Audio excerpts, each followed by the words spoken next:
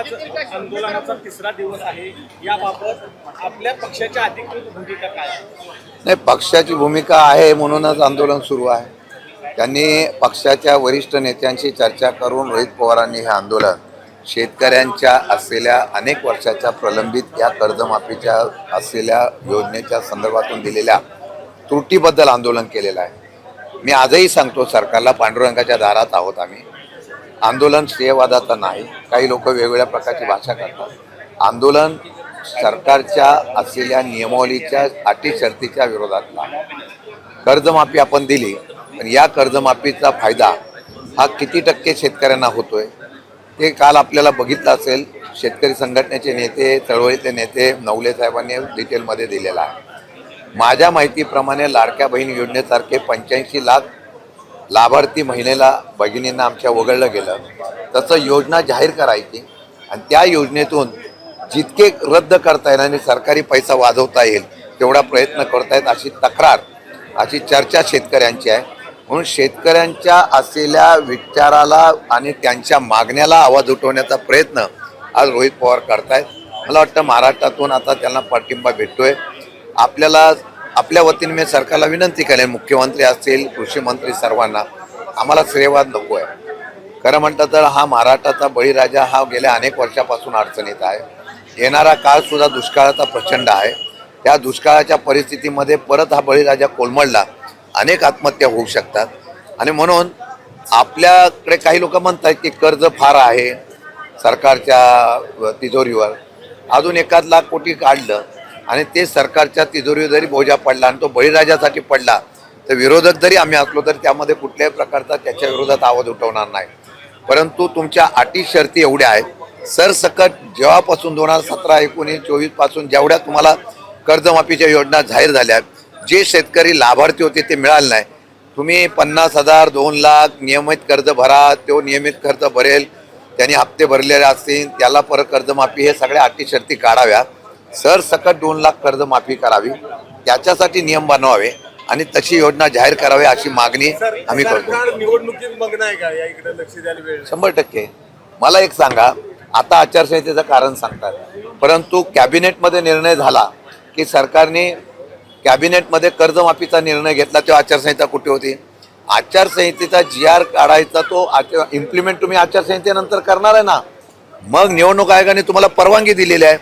आता एखाद्या पक्षाचा लोकप्रतिनिधी तिथं आंदोलनाला बसला म्हणून तो लांबवत नेऊ नये अशी विरोधकांचा आवाज विरोधक उभा करतो ना, तो लांबवत नेऊ नये अशी आमची प्रामुख्याने विनंती सरकारला हात जोडून आहे. आज संध्याकाळपर्यंत निर्णय नाही झाल्यास रोहित पवारांनी नांदूर पायरीजवळ आंदोलन करण्याचा इशारा दिलेला आहे. याच्यामुळे सरकारवर दबाव पडेल किंवा सरकार निर्णय घेईल काय? आज आम्ही बरेच लोक या आंदोलनाला पाठिंबा द्यायला रोजच्या रोज येत आहेत. नेते मंडळ येतात, विविध पक्षाचे नेते मंडळ येतात. आता काँग्रेसचे लोक सुनील केदारपासून सगळे आलेले आहेत. मी तुम्हाला एवढंच सांगू इच्छितो, आंदोलनाची दखल घेतली नाही तर राज्यभर या आंदोलनाचे पडसाद उमटतील. सरकारने यातून मार्ग काढावा.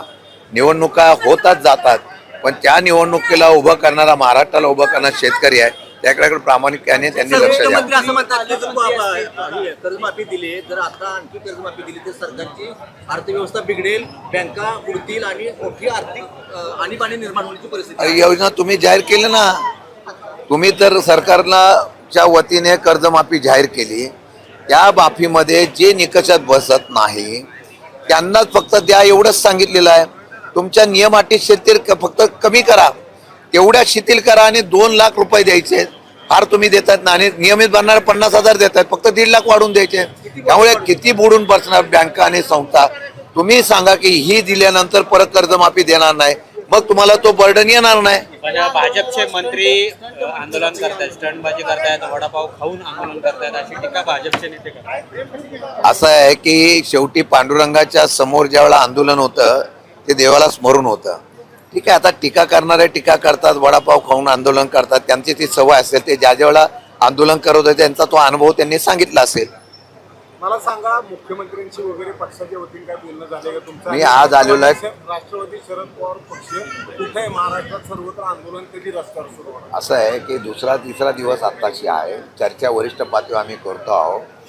आज आम्ही मुख्यमंत्री वगैरे बाकीच्यांशी सर्वांशी चर्चा करतो. मुख्यमंत्री सकारात्मक होते अशा प्रकारची चर्चा करण्याचा प्रयत्न मी करेल. काल पवारसाहेबांची चर्चा झाली, त्यांनी वरिष्ठ पातळीवर चर्चा करण्याच्या सूचना केलेल्या आहेत. ते केल्यानंतर जर त्या ठिकाणी आंदोलनाचं व्याप्ती वाढत गेली, जर दिवस वाढत गेले, तर राष्ट्रवादी काँग्रेस पक्ष रस्त्यावर निश्चितपणाने उतरलेलंच मला पाहिलं. पवार साहेबांनी काय सूचना दिल्यात का? काल पवारसाहेब सातारा जिल्ह्यामध्ये होते, रामशेठ ठाकूर यांच्या अमृत महोत्सवी कार्यक्रमाच्या निमित्ताने होते. त्यांनी मला काही सूचना केलेल्या आहेत. मी ती चर्चा वरिष्ठ पातळीवर सरकारच्याकडे करणार आहे.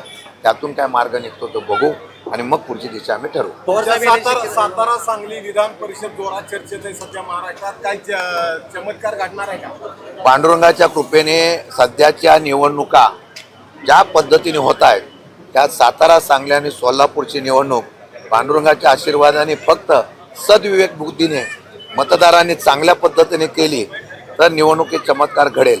आता हल्ली चमत्कार हा EVM मशीनचा आणि पैशाचा होतोय तुम्हाला माहिती आहे.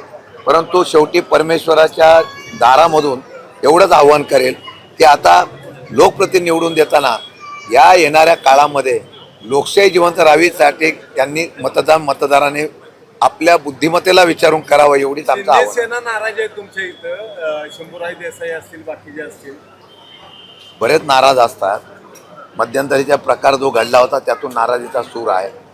बघूया, शेवटी निवडणूक बिनविरोध होऊ नये म्हणून आम्ही उमेदवार उभे केलेले आहेत. मताची आकडेवारी आमच्याकडे नाही, परंतु लढण्याची भूमिका घेणारे कार्यकर्ते उभे केल्यामुळे ही लढाई होते.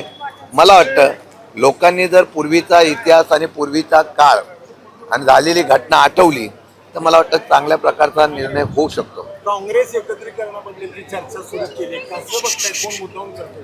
नाही, असं आहे की काँग्रेसच्या बाबतीमधली चर्चा काल तृणमूल काँग्रेस एकत्रीकरण होईल, राष्ट्रवादी शरद पवार पक्ष एकत्रीकरण करावं, विलिनीकरण अशा चर्चा आहेत.